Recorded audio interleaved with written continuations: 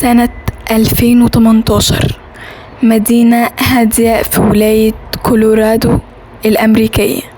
شانون واتس ست جميلة وأم لطفلين، كانت حامل في طفلها التالت. حياتها كانت باين عليها من بره مثالية، بيت حلو، جوزها بيحبها أو ده اللي الناس فاكرينه. في يوم شانون اختفت، ما ردتش على أي حد من أهلها ولا أصحابها ولا حتى شغلها. جوزها كريس واتس طلع قدام الكاميرات بيعيط وبيقول إنه مش لاقي مراته وبناته، والناس كلها عملت إيه بقى؟ تعاطفت معاه. بس بعد كام يوم البوليس بدأ إنه يشك فيه، ولما اتحقق معاه اعترف بحاجة تخلي الجلد يقشعر.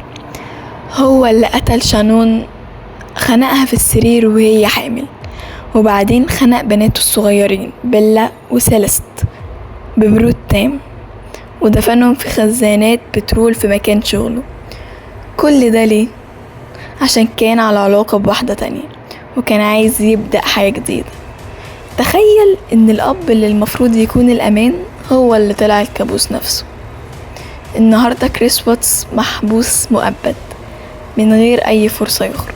بس السؤال المرعب بقى، ازاي شخص عادي يقتل اقرب الناس ليه وينام بعدها؟